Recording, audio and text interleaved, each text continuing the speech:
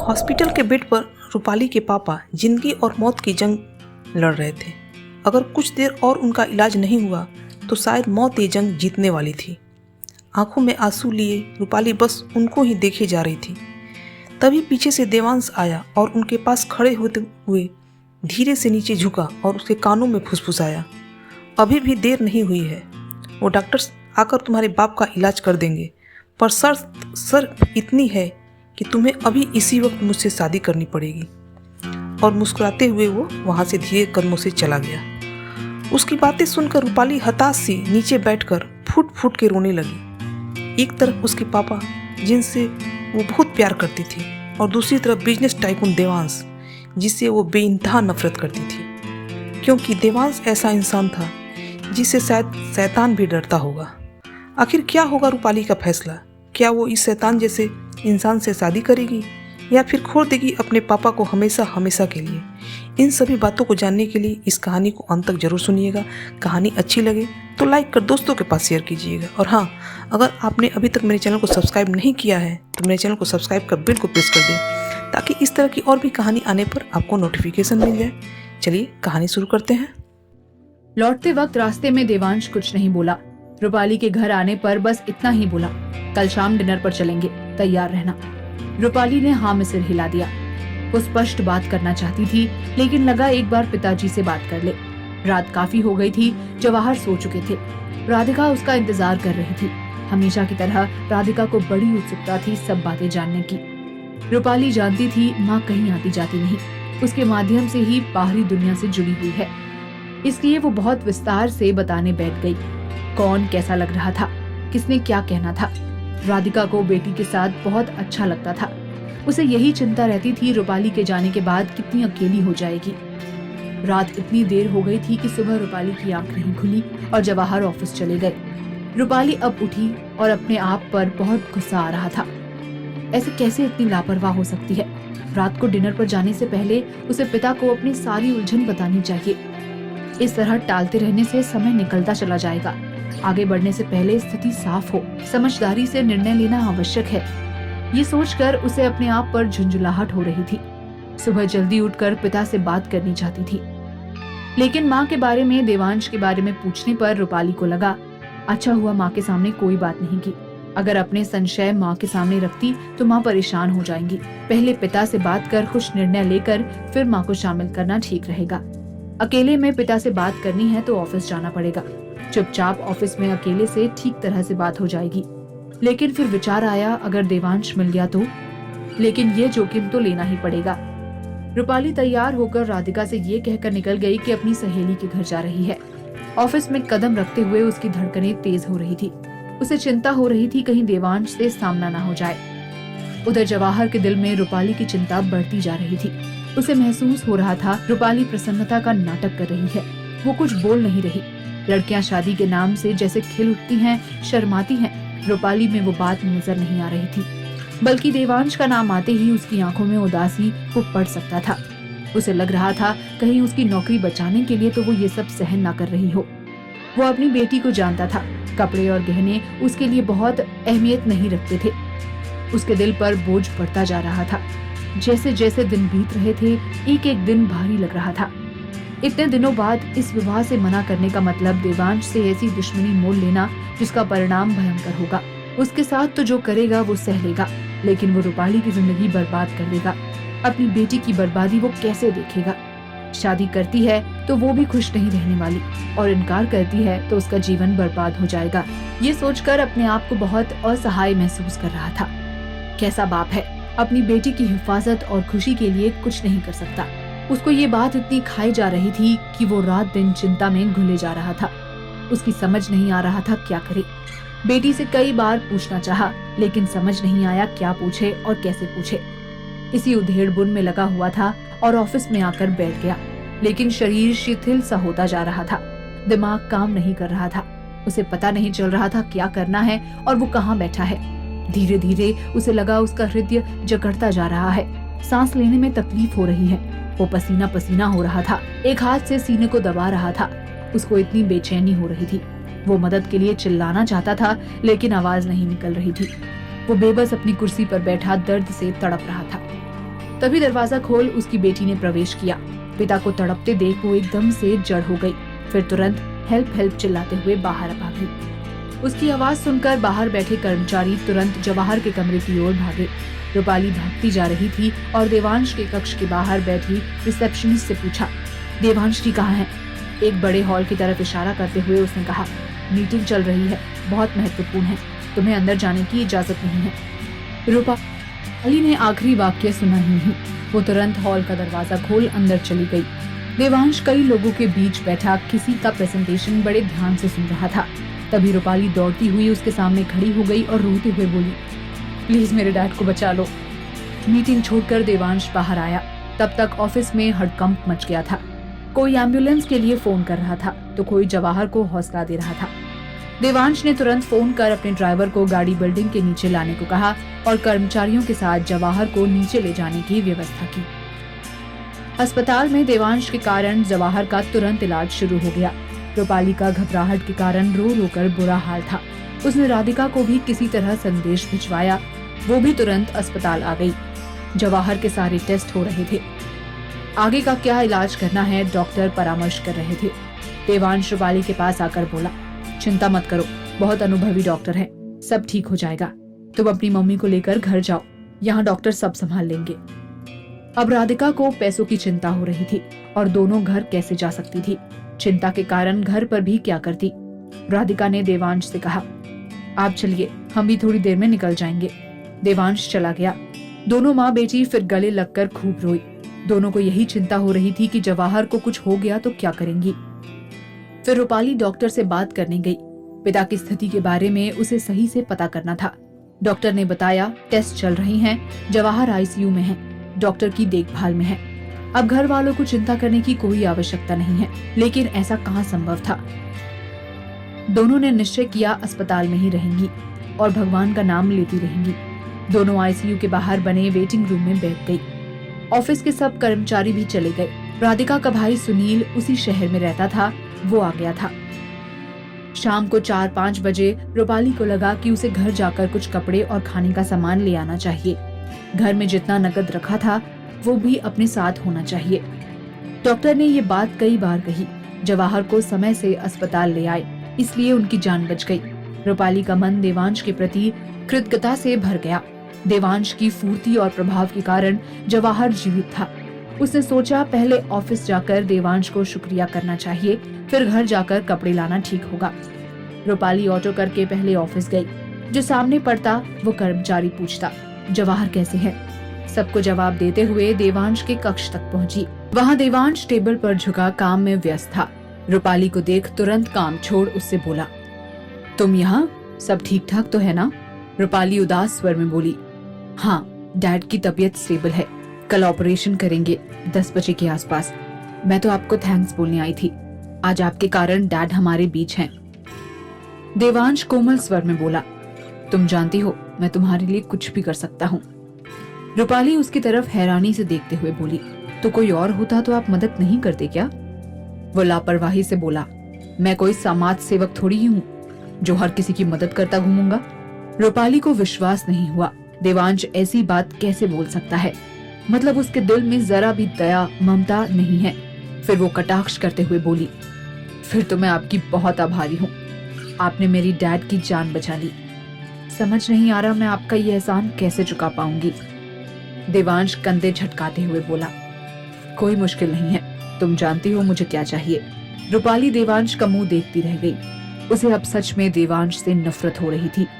लेकिन आश्चर्य की बात ये थी कि देवांश के चेहरे पर कोई शिकन नहीं थी।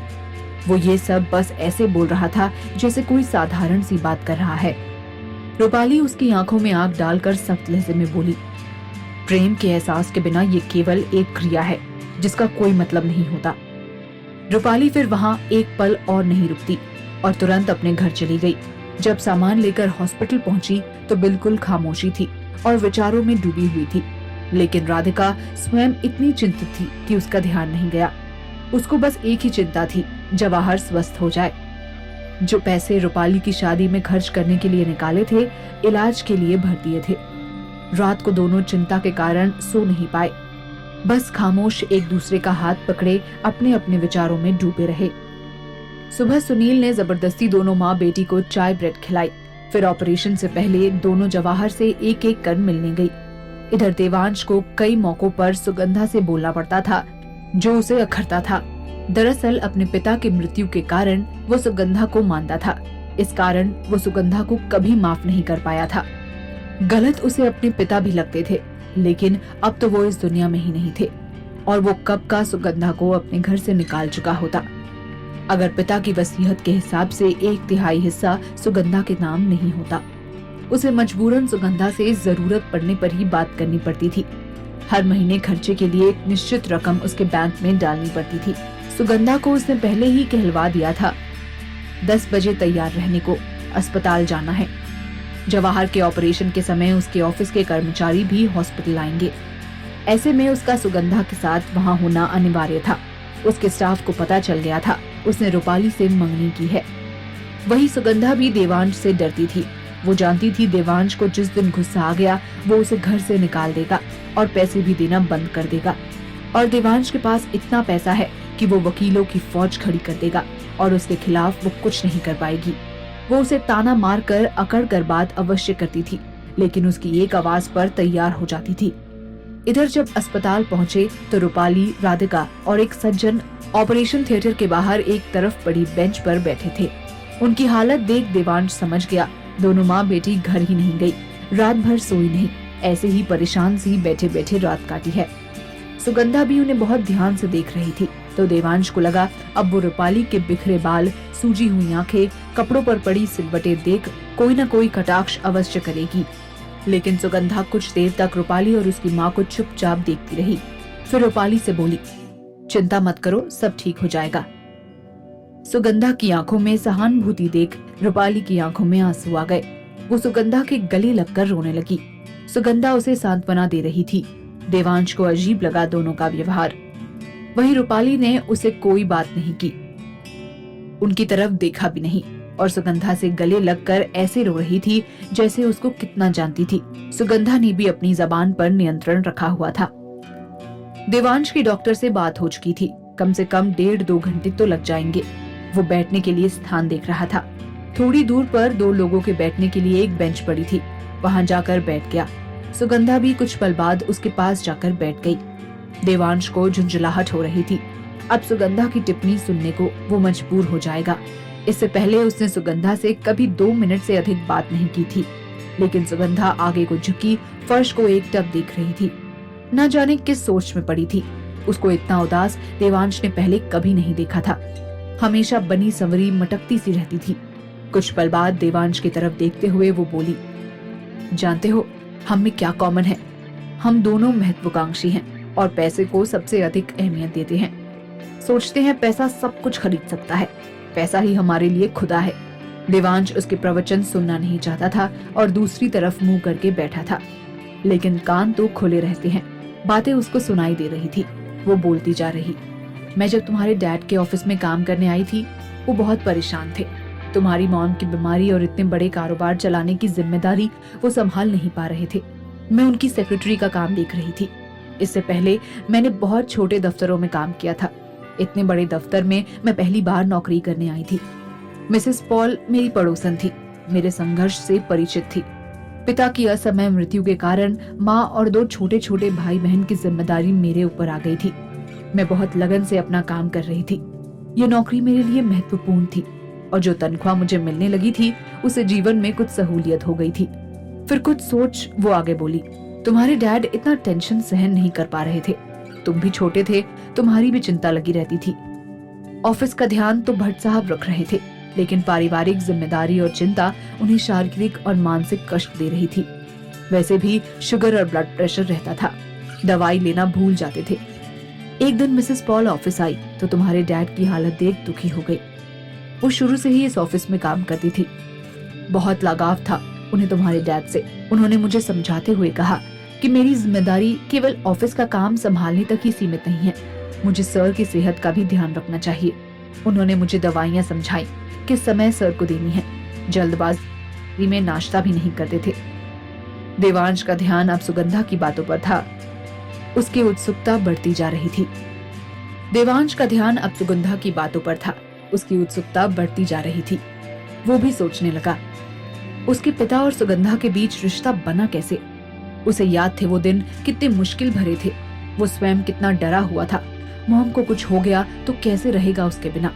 पिता से भी प्रेम था, लेकिन माँ के बहुत करीब था। डॉक्टर ने जवाब दे दिया था, 1-2 महीने ज्यादा से ज्यादा। उस समय उसे इस बात पर इतना गुस्सा आया था, मन करता था सब कुछ छोड़ दे, दीवार में सिर फोड़ दे।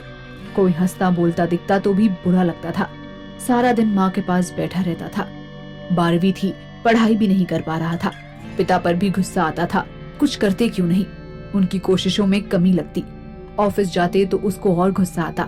पैसा कमाने की लग रही है, माँ के पास नहीं बैठा जाता। माँ को दिन पर दिन अपनी आंखों के सामने घुलता देखा वो बस रोता रहा। माँ भी असहाय सी उसको देखती रही। ज्यादा बोल नहीं पाती थी, ताकत ही नहीं बची थी। कुछ खाया पिया नहीं जाता था, बस पलंग पर लेटी रहती थी। आंखों में आंसू बहते रहते। कभी धीरे से उसका हाथ पकड़कर इतना ही कह पाती, मत रो, मैं ठीक हो जाऊंगी। वहीं पिता उससे कहते, बेटा 12वीं का बोर्ड है, थोड़ी पढ़ाई भी कर लो, थोड़ी पढ़ाई पर भी ध्यान दो। उसे उनकी बातें तीर से चुभती। कैसे इंसान है, पैसा कमाने और पढ़ाई की लगी रहती है, माँ की चिंता नहीं है। वो गुस्से से भर जाता। वही सुगंधा ने अपनी बात जारी रखी। उस दिन जब मिसेस पॉल ऑफिस आई थी, तुम्हारे डैड बिलक बिलक कर रोए थे उनके सामने। वो माँ जैसी थी उनकी। बहुत देर तक मन का गुबार निकालते रहे तुम्हारे पिता। वो बोल रहे थे, उसमें मेरे प्राण बसते हैं, वो चली जाएगी तो मैं कैसे जिंदा रहूंगा। हर पल तिल तिल कर मरता हुआ उसको नहीं देख सकता, इसलिए ऑफिस चला आता हूँ। घर में मन नहीं लगता, एक ही खौफ लगा रहता है, पता नहीं कौन सी उसकी आखिरी सांस होगी, कब हमेशा के लिए चली जाएगी। उसका सामना नहीं कर पाता हूँ। एक एक पल याद आता है, कितना साथ दिया उसने हमेशा। जीवन के हर कदम पर कितने खुश रहते थे हम, जब कुछ नहीं था तब भी, और जब कुछ हो गया तब भी। देवू की हालत भी देखी नहीं जाती। इतनी छोटी उम्र में उसे किस परिस्थिति का सामना करना पड़ रहा है। सारा दिन माँ के सिरहाने बैठा रहता है और रोता रहता है। मैं वहाँ कैसे बैठूं? दोनों को रोता देख मुझे स्वयं रोना आ जाता है। उनको हिम्मत नहीं दे पाता, इतना साहस ही नहीं रहा है। देवू को पढ़ने के लिए जरूर कहता हूँ, लेकिन स्वयं ग्लानि होती है।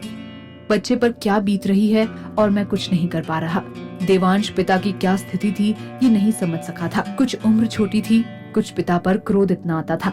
उसने समझने की कोशिश भी नहीं की। सुगंधा को देवांश से कोई प्रतिक्रिया नहीं मिल रही थी, लेकिन उसको ये महसूस हो रहा था कि देवांश बहुत ध्यान से उसकी बातें सुन रहा है।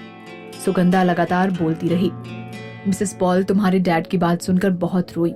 उनके लिए मुमकिन होता तो वो स्वयं दोबारा नौकरी करने आ जाती, लेकिन उनके पति इतने बीमार हो गए थे, बिल्कुल बिस्तर पर आ गए थे।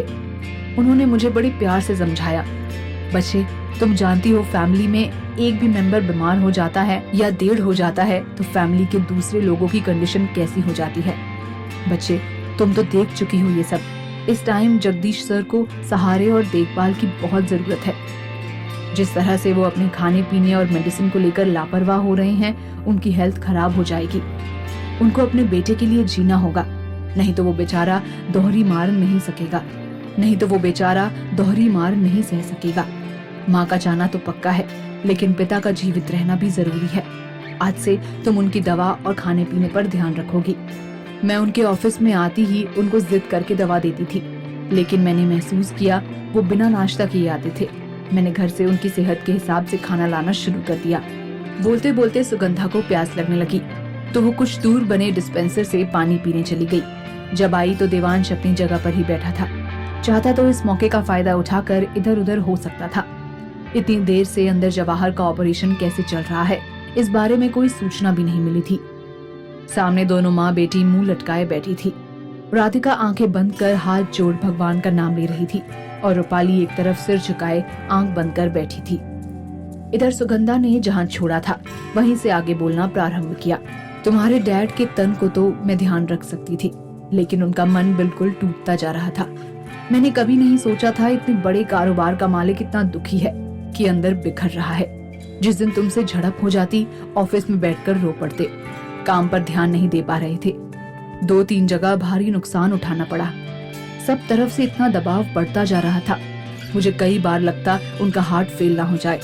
बहुत कठिन परिस्थितियां थी। फिर तुम्हारी मॉम की डेथ हो गई। 1 हफ्ते तक ऑफिस नहीं आए। ऑफिस का बहुत नुकसान हुआ और जब ऑफिस आए तो सूनी आंखें लेकर मेरा मन रो पड़ा। मुझे अपनी माँ की पीड़ा याद आ गई। मेरे पिताजी की मृत्यु के बाद उनकी बिल्कुल यही दशा हो गई थी। मैं इस दर्द को समझती थी, इसलिए उनके बिना बोले उनके सारे काम करती रही। जब तक वो स्वयं कुछ नहीं बोलते, मैं चुपचाप बैठी रहती। सुगंधा की आंखें नम हो गई थी और वो कुछ समय के लिए खामोश हो गई। वही देवांश को अच्छी तरह याद थे वो दिन जब उसे लगा था उसका सब कुछ खत्म हो गया। माँ को नियति ने छीन लिया और पिता होते हुए भी नहीं थे पास। हर समय सिर झुकाए उदास गमगीन से बैठे रहते थे। वो चाहता वो उसके पास आकर कुछ बोले, सांत्वना दे कि मैं हूं ना, लेकिन वो बहुत कमजोर निकले। उनका ध्यान आकर्षित करने के लिए वो चीजें तोड़ता, उठापटक करता, किसी से भी उलझ जाता, झगड़ पड़ता, लेकिन वे सब नजरअंदाज कर देते। शायद सोचते होंगे ये उसका दुख प्रकट करने का तरीका है। वो ये कभी नहीं सोच पाया कि देवांश उनसे बात करना चाहता था, उनकी निकटता चाहता था। बात आगे बढ़ जाती तो पिता उससे विनय करते, बेटा क्यों करते हो ऐसे, अपने आप को संभालो, लोग क्या कहेंगे। उसे लोगों के कहने की परवाह नहीं थी, उसे अपने पिता की उपस्थिति महसूस करनी थी। अगर वो उसे 2 थप्पड़ मार देते तो उसे लगता कोई बड़ा उसके करीब है। वो बिल्कुल अनाथ नहीं हुआ है। उनकी डांट सुनकर वो उसकी गोद में सिर रखकर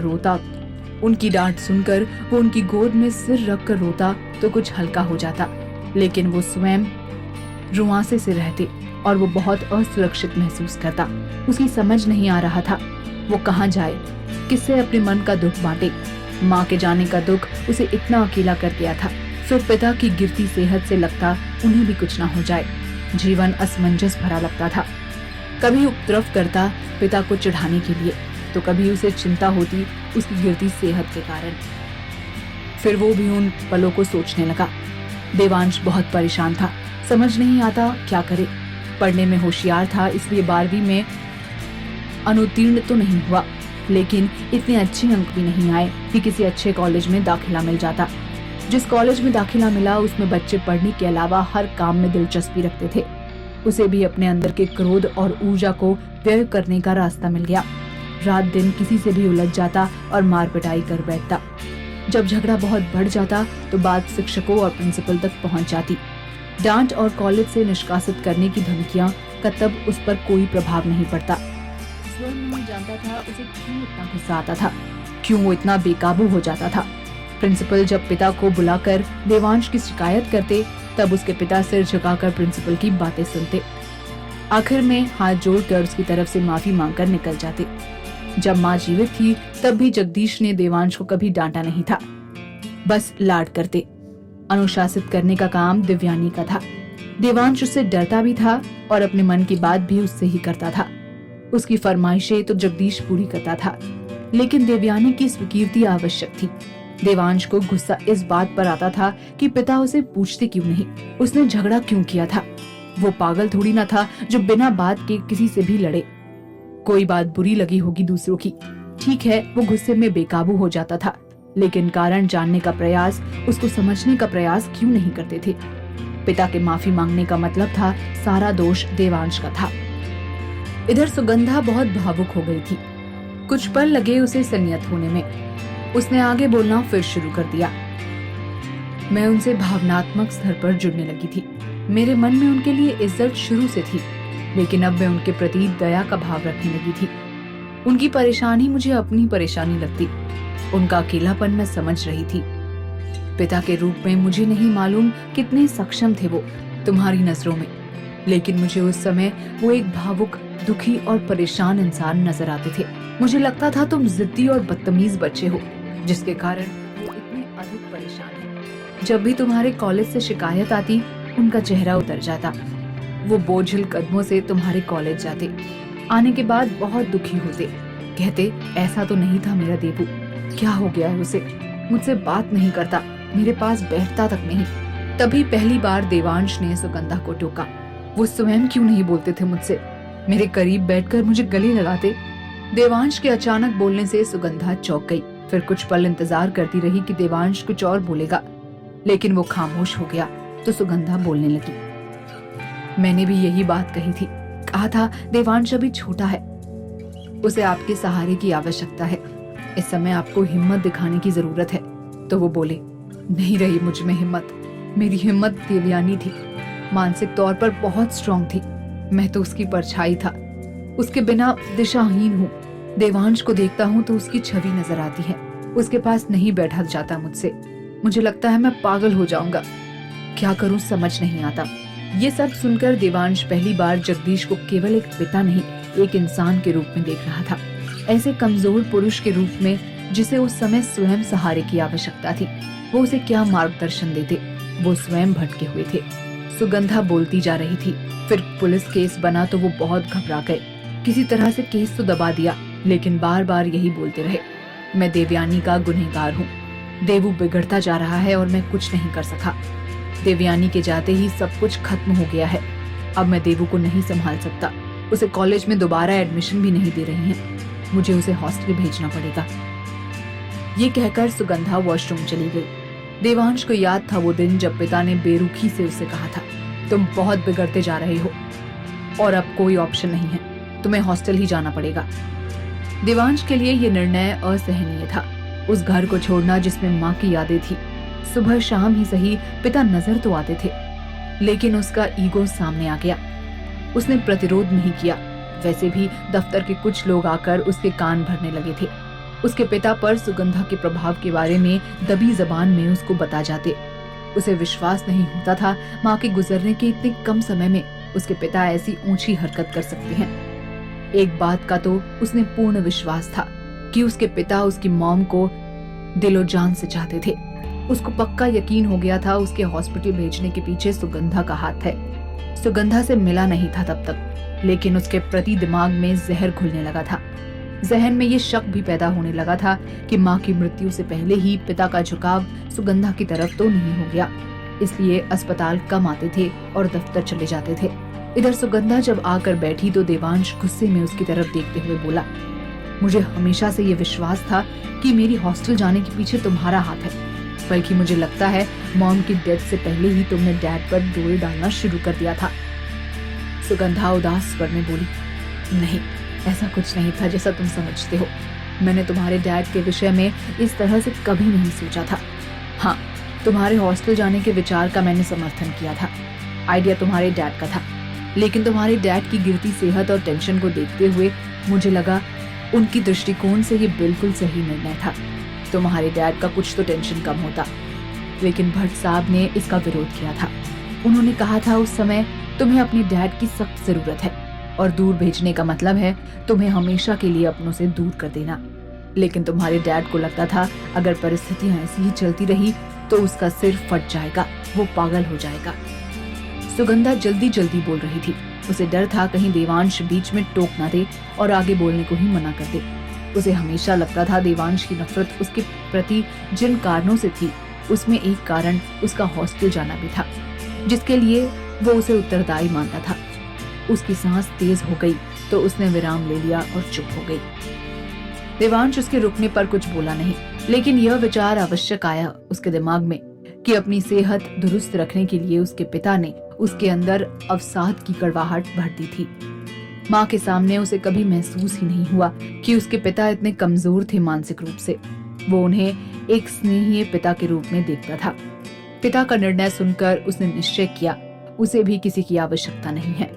अब वो किसी के मुंह की तरफ नहीं ताकता रहेगा संरक्षण और साथ के लिए। अकेला है और अकेला ही दुनिया का सामना करेगा। उस समय उसे पिता और उनके आसपास के हर इंसान से नफरत सी महसूस होने लगी थी। सुगंधा के बारे में तो उसने ऑफिस के लोगों से सुना ही था, सारा दिन जगदीश के आगे पीछे घूमती रहती है। ये याद कर फिर वो गुस्से से भर गया और आगे याद करने लगा। उन्हें अपने वश में करने की कोशिश करती है। पता नहीं दवा के नाम पर क्या खिलाती है। नाश्ता खाना भी घर से लाती है, उसमें भी कुछ वशीकरण का टोटका न मिला रही हो।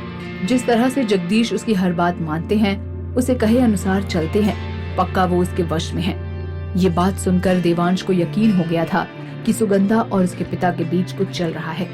जवाहर की बात तो उसे बहुत कड़वी लगी थी। जब उसने कहा था मॉम का जाना ही ठीक था, वो इतनी तकलीफ में थी। उस समय देवांश को लगा था उसकी माँ जैसी भी थी कम से कम उसके पास तो थी। रात दिन उनको देख तो लेता था। उनके जाने के बाद ऐसा लग रहा था कभी थी ही नहीं, बस उनकी छवि दिमाग में रह गई थी। जवाहर बहुत शांत रहता था और उसको पहले जब भी मिलता था बहुत स्नेह देता था, लेकिन उसे उसकी बातें बिल्कुल पसंद नहीं थी। देवांश जब हॉस्टल गया तो उसने कठोरता से निर्णय लिया कि वो किसी पर निर्भर नहीं रहेगा।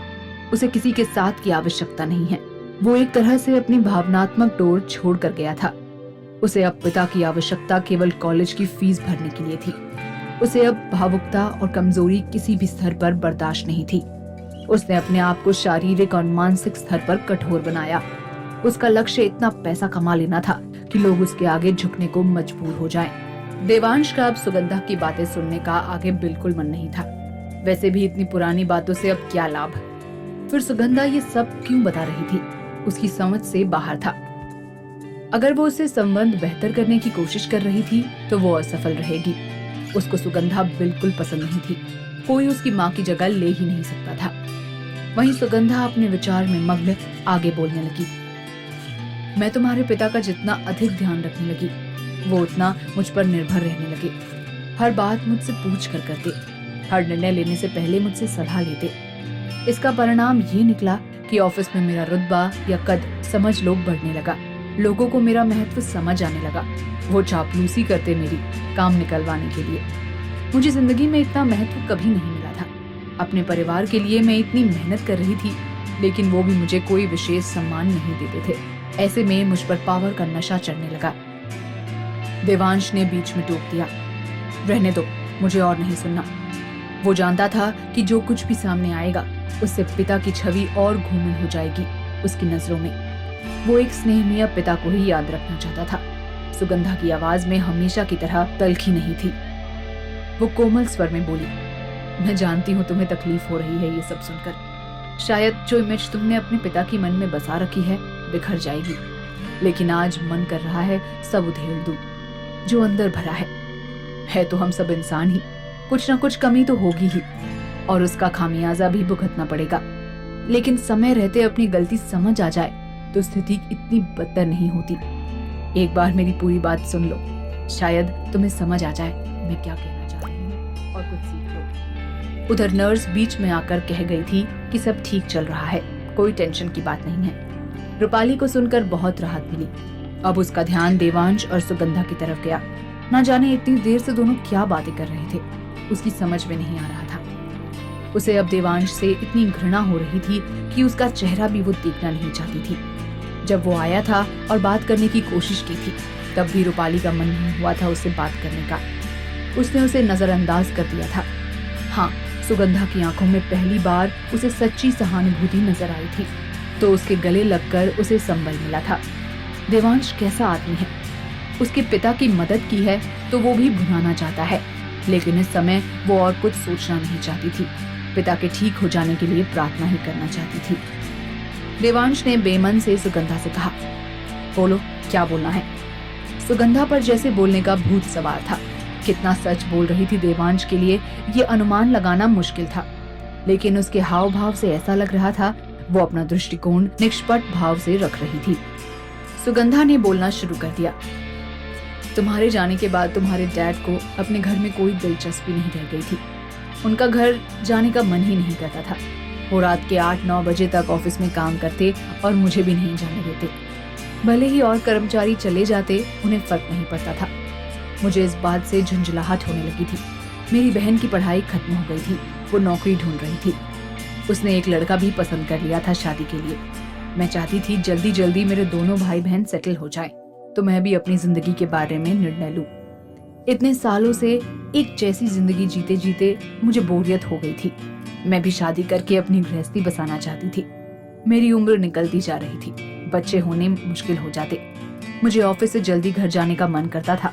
बहन की शादी की तैयारी करनी थी। मैंने जगदीश जी से 1 महीने की छुट्टी भी मांगी, लेकिन उन्होंने साफ इनकार कर दिया। मुझे तुम्हारे पिता आप स्वस्थ लग रहे थे और उनका ये व्यवहार मुझ में आक्रोश भर रहा था। एक दिन मैंने साफ साफ कह दिया, या तो 2 हफ्ते की छुट्टी दो बहन की शादी की तैयारी करने के लिए, या मैं नौकरी ही छोड़ दूंगी। ये बात सुनकर वो इतना घबरा गए, बोले कि शादी की सब तैयारी वो अपनी देखरेख में करवा देंगे, और उन्होंने ऑफिस के खर्च पर वहाँ के कर्मचारियों को आदेश देकर मेरी बहन की शादी धूमधाम से करवा दी। वहीं देवांश ये बात जानता था कि सुगंधा की बहन की शादी ऑफिस के खर्चे पर हुई थी। 2-3 कर्मचारी उसको फोन कर सारी जानकारी देते रहे। ऑफिस में क्या चल रहा है। सुगंधा की बहन की शादी के बाद से दफ्तर में नकारात्मकता फैल गई थी, लेकिन कोई कुछ नहीं कर पाया था। उस समय देवांश का तब तक हॉस्टल में मन नहीं लगा था, इसलिए उसे बहुत गुस्सा आया था। उसे नहीं मालूम अब सुगंधा जैसा बता रही है वैसा ही सब कुछ हुआ था। उसने अपने रूप जाल में फंसाकर पिता से ये सब करवाया था। उसके पास सच्चाई जानने का अब कोई माध्यम नहीं था। खैर, इतने समय बाद क्यों और कैसे हुआ जानने से कोई लाभ नहीं। जो हुआ वो सामने था। तभी सुगंधा अतीत में खोई आगे बोल रही थी। विवाह समारोह इतना शानदार था कि हमारे रिश्तेदारों की आंखें फटी की फटी रह गई। लोगों को इतनी तारीफ सुन पैसे का महत्व बहुत साफ हो गया था मेरे दिमाग में। इस बीच तुम्हारे डैड से मेरी फैमिली अच्छे से परिचित हो गई थी। भाई की भी उन्होंने नौकरी लगवा दी। मैंने अपने लिए विवाह संबंधित रिश्तेदार देखना शुरू कर दिया। एक दिन आधे दिन की छुट्टी लेकर एक सज्जन से मिलने गई तो तुम्हारे डैड को बहुत बुरा लगा। उन्होंने पहले बहुत बुरा भला कहा, गुस्सा किया कि मैं काम के प्रति लापरवाह हूँ, मेरा ध्यान भटकता रहता है। मैं रोने लगी। आखिर अपनी जिंदगी के बारे में सोचने का मुझे भी तो हक है। मैंने निर्णय लिया, मैं नौकरी छोड़ दूंगी। तो तुम्हारे डैड गिड़गिड़ाने लगे। तब उन्होंने साफ साफ कहा वो मुझसे प्यार करते हैं और मेरे बिना जिंदा नहीं रह सकते।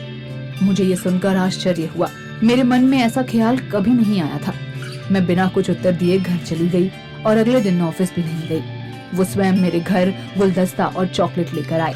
जब माँ को उनकी इच्छा के बारे में पता चला तो वो भी मुझ पर दबाव डालने लगी।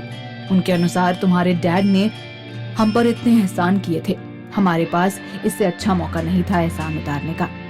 मिसेस पॉल भी आ गई मुझे समझाने और सबके इतने दबाव के कारण मैंने हाँ कर दी। मैं तुम्हारे डैड से बिल्कुल भी प्रेम नहीं करती थी, लेकिन सबके दबाव और दौलत की लालच में आकर मैंने तुम्हारे डैड से शादी कर ली। तुमसे बात इसलिए छुपाई गई कि तुम आकर कोई बखेड़ा ना खड़ा कर दो। एक सादे समारोह में हमारी शादी संपन्न हुई। वहीं देवांश को ध्यान आया कि उसे शादी के बारे में बताया नहीं गया था, न निमंत्रण दिया गया था।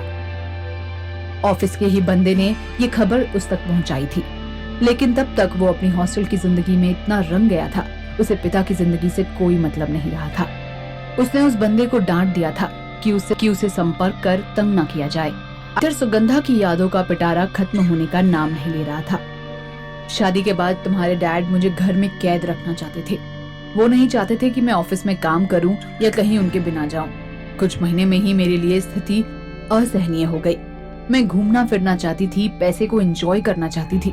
मेरे घर से बाहर निकलने पर वो बवाल मचा देते थे, लड़ते थे और फिर रोने लग जाते थे। मनाने के लिए 1-2 दिन ऑफिस ना जाकर मुझे कहीं घुमाने ले जाते, खरीदारी कराने ले जाते, लेकिन मैं इतने से संतुष्ट नहीं हो पा रही थी। मुझे सामाजिक गतिविधियों में भाग लेना था, पैसा उड़ाना था, किटी पार्टियों में जाना था। मैंने उनकी परवाह करना बंद कर दिया और अमीर औरतों से दोस्ती कर ली। मैं उनके ऑफिस से आने से पहले ही क्लब वगैरह निकल जाती थी और देर रात तक आती। सुबह उनके जाने के बाद उठती और दिन में कुछ खरीदारी करने निकल जाती और फिर वो खामोश हो गई। देवांश को ये सब सुनकर गुस्सा तो बहुत आ रहा था, लेकिन अब बीत गया, उसके बारे में बोलकर उससे क्या हासिल होगा। लेकिन कुछ पल रुकने के बाद सुगंधा सिसकने लगी, फिर बोली, मैं ऐशो आराम के पीछे इतनी पागल हो गई थी कि जगदीश जी के अकेलेपन को समझ ही नहीं पाई। वो मेरे साथ के लिए तरसते रहे और मैं घूमने फिरने में लगी रही। मैं जानबूझकर उनसे दूर रहती। मेरा उनके साथ दम घुटता था। मैंने इस ओर ध्यान ही नहीं दिया कि वो अपनी दवा और खाने पीने में लापरवाही करने लगे थे। वो दिन पर दिन खामोश रहने लगे और कमजोर होते जा रहे थे। धीरे धीरे डिप्रेशन का शिकार हो गए। तुम्हें याद करते, चिट्ठी लिखते, फोन करते, लेकिन तुम कोई जवाब नहीं देते। एक दिन वो ऑफिस में बेहोश होकर गिर गए। उन्हें तुरंत अस्पताल में भर्ती कराया गया। उनकी हालत बहुत खराब थी। सुगंधा पुरानी यादों में खोई अब भी सुबक रही थी। इधर पिता का कष्ट सुनकर देवांश का मन भी भारी हो गया। उसे नहीं पता था पिता का इतना कष्टमय समय रहा था। सुगंधा पर भी क्रोध आ रहा था। वो कठोरता से बोला, जब तुम्हें उनकी परवाह नहीं थी तो शादी क्यों करी? उनकी उम्मीद बढ़ा दी, उनकी दौलत पर ऐश करती रही। शर्म नहीं आई तुम्हें? सुगंधा फर्श की तरफ एकटक देखती रही और बोली, तब नहीं समझी ये बात, लेकिन उनके जाने के बाद एक एक दिन पश्चाताप में काटा है मैंने। देवांश के स्वर में कोई रियायत नहीं थी। उनके जाने के बाद पश्चाताप करके क्या हासिल करना चाहती हो? पश्चाताप इसलिए हो रहा होगा जो अंधाधुंध पैसा खर्च कर रही थी वो मिलना बंद हो गया। सीमित पैसे में क्या ऐश करोगी? सुगंधा लंबी सांस छोड़ते हुए बोली, शायद तुम ठीक कह रहे हो। डॉक्टर ने उन्हें पूरी तरह से आराम करने की सलाह दी, कोई स्ट्रेस ना लेने की। अस्पताल से छुट्टी मिल गई और वो घर में बिस्तर पर रहने लगे। दवाइयां ठीक से ना लेने के कारण उनकी किडनी पर भी असर आ गया था। घर में ही नर्स का इंतजाम कर दिया और मैंने ऑफिस जाना शुरू कर दिया। भट्ट साहब ने ऑफिस की सारी जिम्मेदारी अपने ऊपर ले ली। बहुत ईमानदार और मेहनती इंसान है। तुम्हारे डैड के साइन लेने घर भी आते थे और घंटों बैठकर तुम्हारे डैड का मनोबल बढ़ाने की कोशिश करते थे। मुझे वो बिल्कुल अच्छे नहीं लगते थे, क्योंकि एक दो बार उन्होंने कहा भी, अगर मैंने सर का ठीक से ध्यान रखा होता तो उनकी ये हालत नहीं होती। तुम्हारे डैड चाहते थे कि पावर ऑफ अटर्नी में मेरे नाम कर दी जाए, लेकिन भट्ट साहब अड़ गए। उनका कहना था देवांश की पढ़ाई पूरी होने वाली है, उसे ही बिजनेस संभालना चाहिए। देवांश सुगंधा को बीच में टोकते हुए गुस्से से बोला, तुमने डैड पर इतना प्रेशर डाला होगा बिजनेस अपने नाम करने के लिए कि वो छत से कूद गए। नम आंखों से सुगंधा देवांश की आंखों में आंखें डालते हुए बोली, नहीं देवांश, मैं इतनी भी बुरी नहीं हूँ जितना तुम समझते हो। सबकी नजरों में मैं गलत थी और मुझे भी ग्लानि हो रही थी। मुझे ये बात महसूस हो रही थी कि मैंने जगदीश जी की तरफ लापरवाही की, उनकी सेहत का ध्यान नहीं रखा। वो धीरे धीरे डिप्रेशन की गिरफ्त में चले गए और मुझे पता भी नहीं चला। वो कमजोरी के कारण गलफत में पड़े रहते। उन्हें भ्रम होने लगा कि उनकी पहली पत्नी उनके करीब है। वो अक्सर उनका नाम लेकर रोने लगते। मैं थोड़ी देर ऑफिस का काम देखती और बाकी का सारा समय उनके पास रहती, लेकिन अब उनको मेरी जरूरत ही नहीं थी। वो मुझे पहचानते ही नहीं थे। थोड़ा बहुत भट्ट साहब को देखकर रिएक्ट करते थे। अब सुगंधा मुंह को हाथ से दबा जोर जोर से रो रही थी। उसका सारा शरीर कांप रहा था। पिता की ऐसी हालत का वर्णन सुन देवांश की भी आंखें नम हो गई।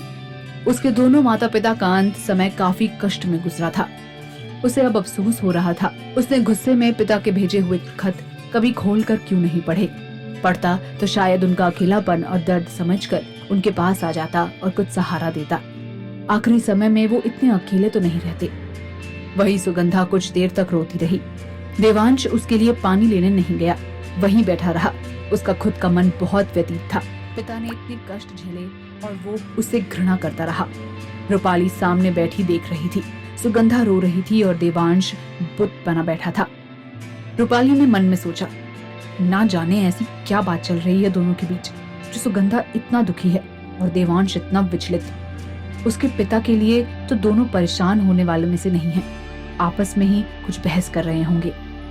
फिर सुगंधा थोड़ी देर बाद बोली, मैं उस दिन मंदिर गई थी और पहली शिफ्ट की नर्स दूसरी के आने का इंतजार किए बिना चली गई। जगदीश जी अब वैसे तो बेहाल से पड़े रहते थे, लेकिन अचानक उठकर बेसुध भागने लगते या चिल्लाते हुए, वो बुला रही है, वो बुला रही है। इसलिए अब उन्हें एक मिनट के लिए भी अकेला नहीं छोड़ते थे, कहीं गिर न जाएं। उस दिन ना जाने कैसे ये गड़बड़ हो गई और जगदीश जी अचानक उठे, कमरे के बाहर बालकनी में आ गए। जब मैं पहुंची, घर के बाहर भीड़ थी और जगदीश जी खून से लथपथ फर्श पर पड़े थे। सुगंधा बहुत धीरे धीरे बोल रही थी, जैसे अपने आप से बोल रही हो। देवांश को सुनने के लिए उसकी तरफ झुकना पड़ रहा था। सुगंधा बोलते बोलते खामोश हो गई। अब वो रो नहीं रही थी, बस चुपचाप सिर पीछे टिकाकर शून्य में ताक रही थी। लेकिन देवांश की आंखों में अविरल आंसू बह रहे थे। वो कैसे इतना कठोर हो गया था, पिता के स्नेह को वो कैसे भूल गया था। ऑफिस से आते ही उसको गोद में लेते थे, उसके साथ बच्चा बनकर खेलते थे, एक से एक खिलौने ढूंढ कर लाते थे उसके लिए। रात को 12 बजे उसे आइसक्रीम की जिद हो जाती तो देवयानी के मना करने पर भी वो लेकर आते थे। देवांश को अपने आप पर गुस्सा आ रहा था। क्यों उसने पिता से दूरी बना ली थी? उन्हें उसकी जरूरत थी। ये कौन सा विधान में लिखा है पिता ही पुत्र का देखभाल करेगा? वो भी तो अपने गुस्से पर काबू करके पिता का सहारा बन सकता था। उन्हें अकेला छोड़कर चला गया। देवांश अपने ख्यालों में खोया था। सुगंधा जैसे अब अपने आप से बड़बड़ा रही थी। प्रेम जब हमारे जीवन में आता है तब हम उसकी कद्र नहीं कर पाते। पैसे और स्वार्थ के कारण अंधे हो जाते हैं। तुम्हारे डैड के जाने के बाद मुझे समझ आया मैंने क्या खोया। अकेलापन क्या होता है तब मैंने जाना। माँ गुजर गई हैं, दोनों भाई बहन की अपनी गृहस्थी है जिसमें मेरे लिए कोई जगह नहीं है। जगदीश जी की पीड़ा को अब समझ रही हूँ। जब सारा दिन घर में अकेली बैठी रहती हूँ, कोई नहीं पूछता है। देवांश ने सूखी हंसी हंसते हुए कहा, जितने पैसे तुम्हें मिलते हैं उसमें कौन पूछेगा तुम्हें, सब पैसे की दुनिया है। सुगंधा एकदम से उसकी तरफ पलटी और बोली, ये हम दोनों का भ्रम है। आज लग रहा है भट्ट साहब हम दोनों से अधिक दौलतमंद है। वहां देखो, वो दोनों कैसे भूखी प्यासी उनके जीवन के लिए रो रो कर बेहाल हो रही हैं। आज मुझे कुछ हो जाए, किसे फर्क पड़ेगा मेरे मरने पर? कितने लोग परेशान होंगे, कौन मुझे प्यार से याद करेगा? कोई नहीं। आज पहली बार अपनी बेचारगी मुझे साफ साफ दिख रही है। देवांश सुगंधा को हैरानी से देख रहा था। उसने कभी इस तरह से नहीं सोचा था। उसे पहली बार लगा सुगंधा सही कह रही थी। सुगंधा अपने धुन में ही बोलती जा रही थी। मैंने जरा से पैसे और उन 2 कमरों के पीछे अपने आप को कैद कर लिया है। कुछ पल खामोश रही, फिर देवांश की तरफ देखते हुए बोली, मैं जानती हूँ तुम रूपाली की सुंदरता के पीछे दीवाने हो रहे हो। तुम्हें केवल उसकी देह की खूबसूरती नजर आ रही है, उसके दिल की नहीं। उसका देह प्राप्त भी कर लोगे, लेकिन उसका मन नहीं जीत पाए तो सब बेकार। अगर मन जीत लिया तो दे तो वो स्वयं तुम्हें समर्पित कर देगी। देवांश खींच कर बोला, शादी के बाद वो मन में भी मुझे स्थान दे देगी। स्त्री है, शादी को बहुत अहमियत देती होगी। सुगंधा सिर झटकते हुए बोली, यही तो तुम गलत सोच रहे हो। अगर तुम सोचते तो इतना सामान दिलाकर तुमने उसका दिल जीत लिया है तो तुम गलत हो। उसको जीतने के लिए तुम्हें उसका सम्मान करना होगा, उसको समझना होगा। देवांश झुंझला कर बोला, मेरे पास इतना समय नहीं है कि मैं उसकी चापलूसी करता रहूं। सुगंधा एकदम से देवांश की तरफ मुड़ी, उसके कंधों पर झंझोड़ते हुए गुस्से में बोली, तुम पागल हो, मेरी बात समझ ही नहीं रहे हो। तुम्हारे जीवन में प्रेम आया है और तुम्हें एहसास ही नहीं है। वो उन लड़कियों में से है जो प्रेम के लिए कुछ भी लुटा सकती है।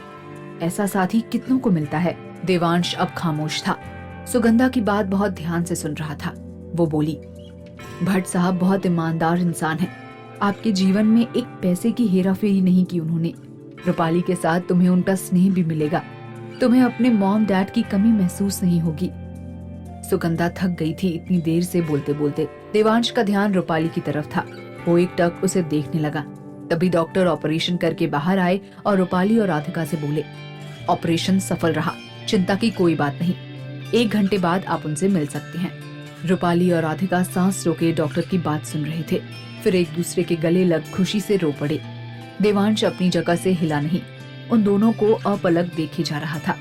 डॉक्टर की खबर सुनकर उनकी प्रतिक्रिया ऐसी थी जैसे दुनिया जहां की दौलत उनको मिल गई हो। देवांश को पता नहीं चला कब सुगंधा उसके पास से उठकर उन दोनों की खुशी में शामिल हो गई।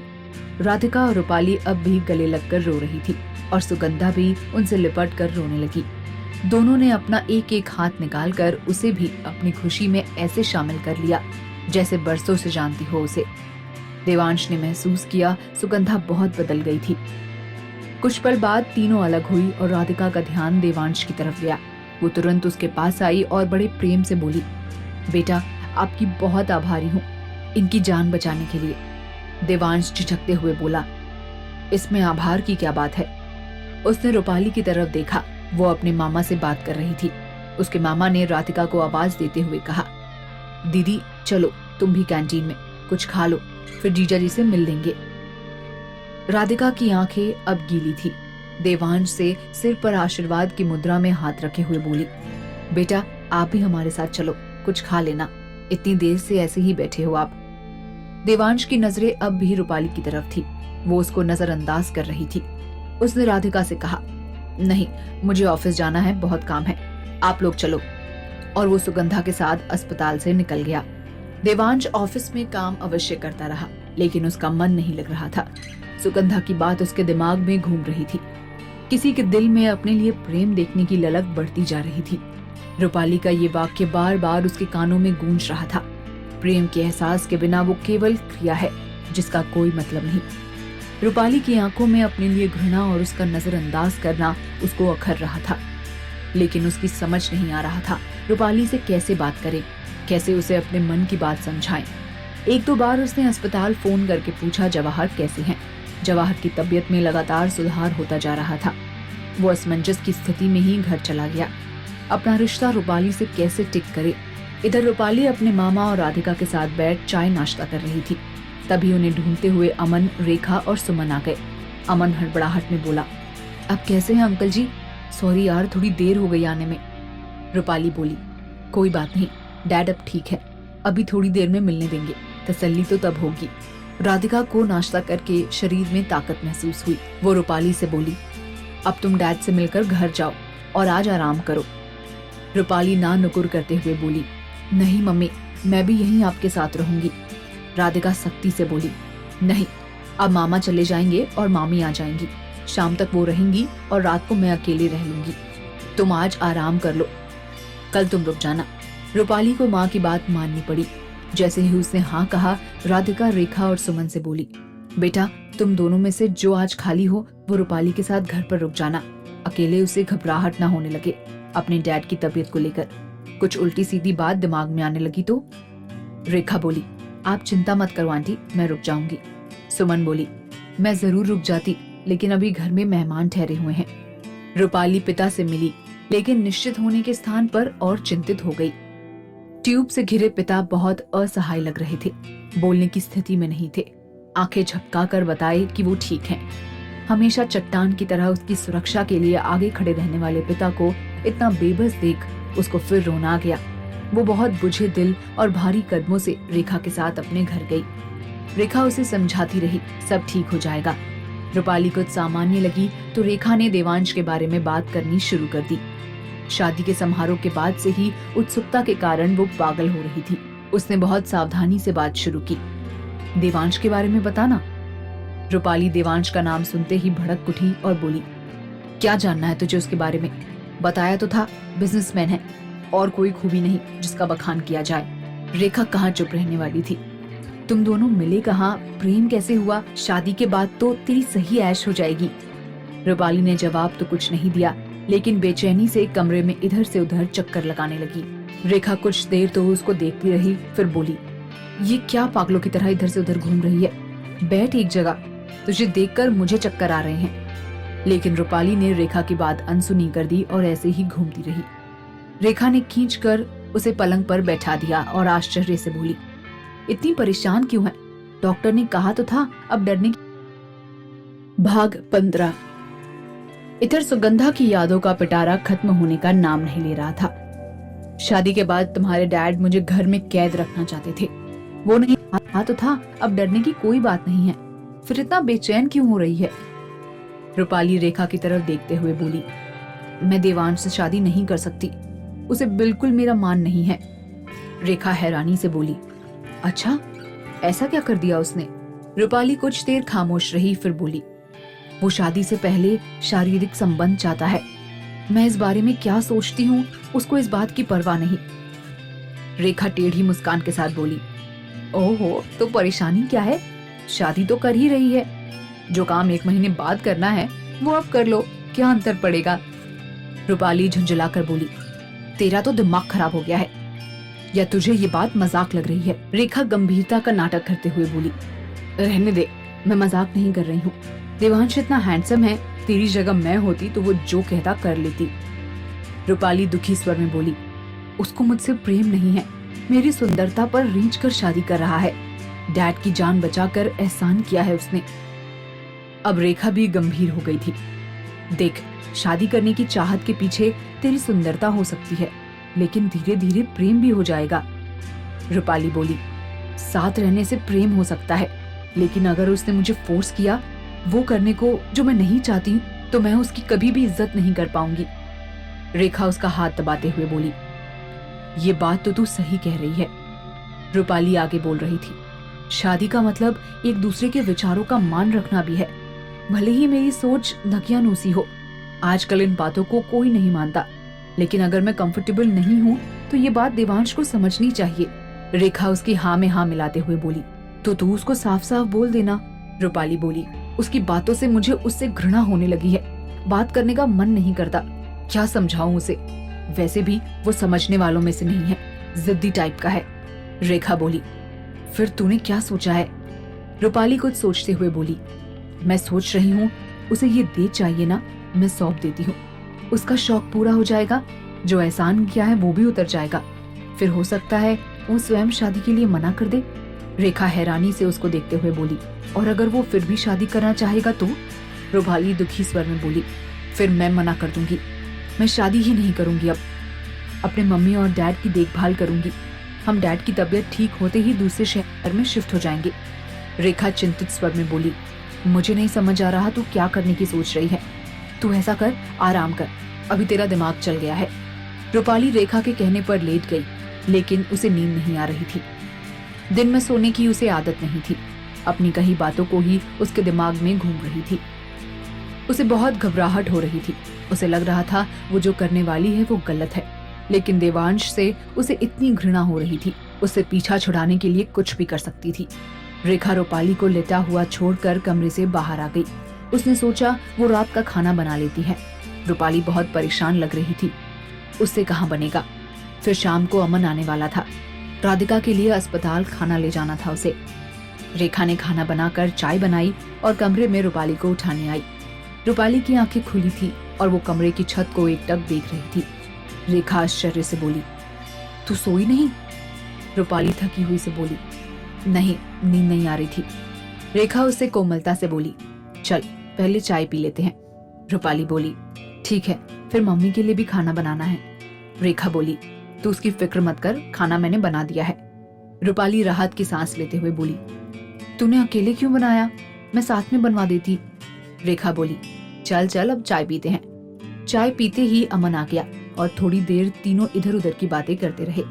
अमन के जाते ही रेखा बोली, अब बता, तू इतनी उखड़ी हुई सी क्यों है? क्या चल रहा है तेरे दिमाग में? रूपाली रुआंसे स्वर में बोली, मैं देवांश के घर जा रही हूँ और जो उसे चाहिए देकर अपना पिंड छुड़ा लूंगी। रेखा चौंकते हुए बोली, तू पागल हो गई है। मैंने सोचा था तू यूं ही गुस्से में ऐसी बातें कर रही है, लेकिन तू तो सीरियसली ऐसा सोच रही है। रूपाली बोली, जानती हूँ गलत सोच रही हूँ, यह इस समस्या का समाधान नहीं है, लेकिन एक एक दिन टेंशन में गुजारना मेरे लिए भारी पड़ रहा है। डैड की तबीयत भी मुझे लगता है इसलिए खराब हुई है। मैं देवांश को साफ साफ कह दूंगी, जो तुम्हें चाहिए था तुम्हें मिल गया है, अब इस शादी का कोई मतलब नहीं। रेखा चिंतित स्वर में बोली, मैं समझ सकती हूँ तेरे दिल पर क्या गुजर रही है, फिर भी एक बार और सोच ले, कोई कदम उठाने से पहले। रूपाली दुखी होते हुए बोली, ज्यादा सोचूंगी तो हिम्मत नहीं रहेगी देवांश के घर जाने की। रूपाली 8 बजे के करीब जाने के लिए तैयार होने लगी। उसने जीन्स के ऊपर शर्ट पहनी और बिना मेकअप किए बालों को कसकर एक पोनी टेल बनाकर निकल गई। उसने कांपती आवाज में एक ऑटो रोका और देवांश का पता दिया। जब वो पहुंची तो देवांश खाना खा रहा था। उसका सहायक रूपाली को सीधा उसके पास ले गया। रूपाली को देखते ही देवांश खाना छोड़ एकदम से खड़ा हो गया और चिंतित स्वर में पूछा, क्या हुआ, सब ठीक तो है ना? रूपाली फर्श को देखते हुए बोली, हाँ सब ठीक है। देवांश बैठते हुए बोला, अच्छा खाना खा लो तुम भी। रूपाली कांपती आवाज में बोली, नहीं मुझे भूख नहीं है। उससे अब खड़ा नहीं हुआ जा रहा था। वो देवांश के सामने वाली कुर्सी पर बैठ गई। देवांश के सहायक ने उसके आगे प्लेट रख दी और सब्जी रोटी परोस दी। देवांश कोमल स्वर में बोला, थोड़ा सा खा लो। रूपाली का मन नहीं था, फिर भी एक और मुंह में डाला। उसे लगा वो उल्टी कर देगी। वो उसे ही मुंह में रखकर बैठी रही। देवांश उसे गौर से देख रहा था। रूपाली बहुत असहाय लग रही थी। उसको इस स्थिति तक पहुंचाने के लिए वो स्वयं जिम्मेदार था। अभी भी नजरें नीचे किए मुंह में एक और दबाए बैठी थी। शायद उसका खाना खत्म करने का इंतजार कर रही थी। देवांश ने जल्दी से खाना खाया और रूपाली से बोला, चलो ड्राइंग रूम में बैठकर बातें करते हैं। रूपाली ने चौंक कर उसकी तरफ देखते हुए कांपती आवाज में बोला, बेडरूम में चलते हैं। देवांश के सहायक वहीं घूम रहे थे, इसलिए वो चुपचाप आगे आगे चलने लगा और रूपाली उसके पीछे। कमरे में पहुंचते ही रूपाली ने दरवाजा बंद किया और देवांश के सामने जाकर खड़ी हो गई। देवांश उसे हैरानी से देख रहा था कि अब वो क्या करने वाली है। रूपाली की नजर नीची थी और बहुत धीमे स्वर में वो बोली, मैं आपका एहसान उतारने आई हूँ। देवांश कुछ बोल पाता, उसने अपने कांपते हाथों से शर्ट के बटन खोलना शुरू कर दिए। दूसरा बटन खोलने ही वाली थी कि देवांश ने तुरंत अपना हाथ उसके हाथ पर रखते हुए कहा, इसकी जरूरत नहीं है, और उसकी तरफ पीठ करके खड़ा हो गया। देवांश लड़खड़ाती आवाज में बोला, अपने कपड़े ठीक कर लो, मैं ड्राइवर के साथ तुम्हें घर भिजवा देता हूँ। और तीर की गति से कमरे से बाहर चला गया। रूपाली की कुछ समझ नहीं आया और हतप्रभ सी देवांश को जाते देख रही थी। फिर अपने बटन बंद कर वो भी कमरे से बाहर आ गई। देवांश ने जल्दी से ड्राइवर को बुलाया और रूपाली के लिए दरवाजा खोलकर खड़ा हो गया। रूपाली अब भी असमंजस की स्थिति में थी और चुपचाप जाकर गाड़ी में बैठ गई। जब घर पहुंची तो रेखा उसे देखकर आश्चर्य से बोली, तू इतनी जल्दी कैसे आ गई? मिला नहीं क्या वो? रूपाली अब भी सकते में थी। जाने से पहले बहुत दबाव में थी और जो वहां हुआ उसके लिए बहुत अप्रत्याशित थी। वो धम से जाकर सोफे पर बैठ गई। रेखा अभी भी उसके पीछे लगी हुई थी। बताना क्या हुआ? इतनी जल्दी हो गया क्या? रूपाली ने उसकी तरफ देखते हुए कहा। कुछ नहीं हुआ। रेखा ने आश्चर्य से पूछा, क्यों नहीं हुआ? तू डर कर भाग आई या इरादा बदल दिया और आधे रास्ते में ही वापस आ गई? रूपाली बहुत धीमे स्वर में बोली, नहीं, मैं तो उसके सामने जाकर खड़ी हो गई थी। जो करना है कर ले। लेकिन उसने कुछ किया ही नहीं। फिर कुछ पल सोचते हुए बोली, समझ नहीं आ रहा है, या तो मैं गलत समझी, देवांश का मतलब ये था ही नहीं, मैंने कुछ ज्यादा ही कल्पना कर ली। वैसे कोई लड़की नजरें पहचानने में कभी गलती तो नहीं करती है, या इन दिनों कुछ ऐसा हुआ है, उसका मन बदल गया है। रेखा उसके बगल में बैठते हुए बोली, इतने कम समय में ऐसा क्या हो जाएगा जो वो बदल जाएगा? तू ज्यादा सोचती है। उसने मजाक में कहा होगा और तूने सीरियसली ले लिया होगा। अब सोच उसको फेस कैसे करेगी? पाली झुंझुला कर बोली, इस इंसान की हर हरकत परेशानी का कारण बन जाती है। कुछ सोच ही नहीं सकते ये क्या करने वाला है। रेखा हाँ में हाँ मिलाते हुए बोली, हाँ ये बात तो है, समझ ही नहीं आता उसके दिमाग में कब क्या चल रहा होता है। खैर छोड़, अभी तो मुसीबत टली, चल कुछ खाते हैं। रूपाली गहरी सांस लेते हुए बोली, बहुत भूख लगी है। तब तो डर के मारे कुछ खाया ही नहीं गया था। खाना खाकर रूपाली को इतनी गहरी नींद आई कि सुबह देर से आंख खुली। उठते ही वो रेखा को ढूंढते हुए रसोई में पहुंची और उससे बोली, तूने मुझे उठाया क्यों नहीं? इतनी देर हो गई। नाश्ता बनाते हुए रेखा बोली, तू चैन से सो रही थी, मैंने सोचा नाश्ता बनाकर उठा दूंगी। कितने दिनों से तू ठीक से सोई नहीं होगी, जा ब्रश करा। नाश्ता करके नहा धोकर रूपाली अस्पताल पहुंची तो 11 बज गए थे। गुस्सा आ रहा था अपने आप पर। माँ इंतजार में बैठी होगी। रिसेप्शन पर पता चला सुबह जवाहर को आईसीयू से कमरे में भेज दिया है। कमरे में पहुंची तो नजारा ही कुछ और था। राधिका मजे से बैठी नाश्ता कर रही थी और देवांश से हंस हंस कर बोल रही थी। रूपाली आश्चर्य से सोच में पड़ गई। देवांश इतनी सुबह अस्पताल में क्या कर रहा है? उसको देख के ही राधिका चहकते हुए बोली, तूने तो बड़ी देर कर दी। देवांश जी तो 10 बजे से ही आ गए थे। देवांश उठते हुए बोला, मैं चलता हूँ, ऑफिस के लिए देर हो रही है, शाम को घर जाते हुए फिर आऊंगा। फिर रूपाली की तरफ देखते हुए मुस्कुराकर बोला, कैसी हो रूपाली? रूपाली का चेहरा लाल हो गया। हकलाते हुए बोली, ठीक हूँ। फिर जल्दी से कमरे में बनी छोटी सी अलमारी में लाया हुआ सामान रखने के बहाने उसकी तरफ पीट करके खड़ी हो गई। देवांश चला गया। अब राधिका बोली, देवांश जी ने आकर कमरे में शिफ्ट करवा दिया, नहीं तो ये लोग सारा दिन दौड़ते रहते। डॉक्टर ने भी अच्छी तरह बात की। रूपाली सुन रही थी लेकिन समझ नहीं पा रही थी देवांश इतना मेहरबान क्यों हो रहा है। राधिका देवांश के व्यवहार से इतनी खुश थी कि उसकी तारीफ करना बंद ही नहीं कर रही थी। वो बोली, कुछ लोग कहते हैं संकोच के कारण शुरू में ठीक से बात नहीं कर पाते हैं। अब देखो कितने अच्छे से हम दोनों से बात करके गया है। बड़े प्यार से आंटी जी कह रहा था। रूपाली को राधिका की बात सुनकर कोफ्त हो रही थी। इस इंसान का कोई भरोसा नहीं, कब कैसा आचरण करने लगे वो राधिका से बोली, डैड कैसे हैं अब? जवाहर आंखें बंद कर लेटा था। रूपाली की बात सुनकर बोला, मैं सोया हुआ नहीं हूँ, मैं ही बता देता हूँ, मैं ठीक हूँ। रूपाली राधिका से बोली, नाश्ता तो आपने कर ही लिया है, अब घर चली जाओ, थोड़ा आराम कर लेना। राधिका उठते हुए बोली, ठीक है मैं चली जाती हूँ, लेकिन शाम को आऊंगी, रात को मैं ही रुकूंगी। राधिका के जाने के बाद रूपाली पिता के बिस्तर के पास पड़ी कुर्सी पर बैठ उन्हें प्रेम से निहारने लगी। जवाहर ने भी मुस्कुराकर उसे देखा और फिर सो गया। बीच बीच में जवाहर को देखने लोग आते रहे और रूपाली को उस समय का पता ही नहीं चला। राधिका जैसे ही शाम होने लगी उसकी धड़कनें तेज होने लगी। शर्म और भय के कारण उसका बुरा हाल हो रहा था। देवांश आने वाला होगा और वो उसके सामने कैसी प्रतिक्रिया दे उसको समझ नहीं आ रहा था। अपने आप पर गुस्सा आ रहा था। अगर देवांश इशारे कर भी रहा था तो उसको इतनी चौधराइन बनने को क्या हो रहा था। सीधा उसके घर पहुंच गई, देवांश को पहल करने देती। 7 बजे के करीब देवांश आया तो रूपाली सिर नीचे करके बैठी रही। आंख उठाकर देखने का साहस भी नहीं कर पा रही थी। देवांश बड़े आराम से उसके बगल में सोफे पर आकर बैठ गया। रूपाली का गुस्सा और बढ़ने लगा। गलत बात देवांश के दिमाग में आई थी और उसे कुछ शर्मिंदगी महसूस नहीं हो रही थी। वो खुद पागलों की तरह जमीन पर गड़ी जा रही थी। देवांश मुस्कुराते हुए जवाहर से बोला, अब कैसे हैं अंकल जी? जवाहर ने सिर हिलाते हुए इशारा किया, ठीक हूँ। थोड़ी देर पहले आए किसी सज्जन से 2-4 वाक्य बोलकर जवाहर थोड़ी थकान महसूस कर रहा था। वो फिर सो गया। देवांश रूपाली से बोला, डॉक्टर ने क्या कहा? सही है ना सब कुछ? रूपाली की हिम्मत नहीं हो रही थी उसकी आंखों में आंखें डालकर जवाब देने की। वो बहुत धीरे से बोली, हाँ ठीक है। देवांश ने फिर पूछा, कुछ खाया तुमने? रूपाली ने उसकी आवाज की कोमलता से चौंक कर एकदम उसकी तरफ देखा तो वो मुस्कुरा रहा था। रूपाली को झल्लाहट हो रही थी। कैसे बेशर्म की तरह मुस्कुरा रहा है, लगता है मन ही मन उस पर हंस रहा है। रूपाली ने तुनक कर दूसरी तरफ देखते हुए कहा, हाँ खा लिया। रूपाली चाहती थी बस माँ आ जाए और वो वहाँ से निकल जाए, लेकिन राधिका पता नहीं कहाँ रह गई थी। वो देवांश के बगल में बैठी बहुत संकोच महसूस कर रही थी। जब थोड़ी देर तक वो कुछ नहीं बोला तो उसने देवांश की तरफ देखा। आखिर क्या कर रहा है?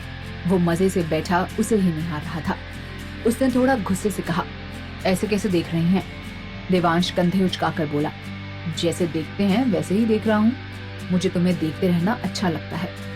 रूपाली ने उसे घूर कर देखा। देवांश की ये आदत हमेशा उसे निरुत्तर कर देती थी। वो मन ही मन सोच कर रह गई, हे भगवान कितना बेशर्म इंसान है, ऐसे इंसान को कोई क्या बोले। और थोड़ा मुड़कर उसकी तरफ पीठ करके बैठ गई। वो हंसते हुए बोला, कोई बात नहीं, मैं तुम्हारी पीठ देख लूंगा। रूपाली का अब गुस्से के कारण बुरा हाल हो रहा था। एकदम से खड़ी हुई और देवांश से बोली, मैं बाहर मम्मी का इंतजार करती हूँ, जैसे ही आएंगी मैं तुरंत चली जाऊंगी। देवांश कोमल स्वर में बोला, उन्हें आ जाने दो, मैं तुम्हें छोड़ दूंगा, रात हो चुकी है। रूपाली उसकी तरफ देखते हुए बोली, नहीं मैं स्कूटी से आई हूँ, मैं चली जाऊंगी। देवांश कहाँ उसके सुनने वाला था। बोला, स्कूटी यहीं पार्किंग में खड़ी रहने दो, मैं छोड़ दूंगा और सुबह मैं ही लेने आ जाऊंगा, नहीं तो तुम देर कर दोगी। रूपाली तेज स्वर में बोली, मतलब मैं पंक्चुअल नहीं हूँ? आज आंख नहीं खुली, थोड़ी देर हो गई तो कुछ भी खाओगे? देवांश हंसते हुए बोला, जो देखा वो बोल दिया। रूपाली आगे कुछ कह पाती कि राधिका आ गई। रूपाली के चेहरे पर तनाव देख राधिका बोली, घर से निकलते निकलते थोड़ी देर हो गई, फोन आते जा रहे थे इनकी तबीयत पूछने के लिए। देवांश बड़े इत्मीनान से बोला, नहीं देर नहीं हुई, आपको कुछ चाहिए तो बता देना, मैं ले आऊंगा। रूपाली को मैं घर छोड़ दूंगा। रूपाली कुछ प्रतिक्रिया देती उससे पहले ही राधिका बोली, हाँ ये ठीक रहेगा, रात को अकेली जाती तो मुझे टेंशन रहती। रूपाली चुपचाप देवांश के पीछे चल दी। उसको लगा एक बात तो निश्चित है कि देवांश अपनी चलाए बिना नहीं रहेगा, लेकिन अब रूपाली को उससे इतना खौफ नहीं हो रहा था। इस बात से आश्वस्त थी कि देवांश अब उसके साथ शारीरिक तौर पर कोई गलत हरकत नहीं करेगा। उसे हैरानी होती तो जब वो अकेले उसके घर गई थी तब वो कुछ भी कर सकता था। गाड़ी में दोनों खामोश बैठे थे। रूपाली शीशे से बाहर देख रही थी। देवांश बीच बीच में उसकी तरफ देख लेता था। आखिर वो कुछ नहीं बोली तो देवांश बोला, क्या सोच रही हो, कुछ खाओगी? वो सामने एक आइसक्रीम पार्लर दिख रहा है, वहाँ चलते हैं। रूपाली को जवाब देती उससे पहले ही देवांश ने गाड़ी आइसक्रीम पार्लर के आगे खड़ी कर दी। रूपाली का मन नहीं था वहाँ उतरने का, उसे जल्दी से जल्दी घर पहुँचना था। रूपाली से उसकी मनपसंद आइसक्रीम पूछ देवांश लेने चला गया। रूपाली कुर्सी पर बैठी उसको जाता देख रही थी। उसके बारे में निश्चित तौर पर कोई राय नहीं बना पा रही थी। कल तक उसे देवांश से इतना भय और घृणा हो रही थी, लेकिन अब ऐसा महसूस नहीं हो रहा था। एक रात में ऐसा क्या बदल गया? अब वो कुछ सोचना नहीं चाहती थी।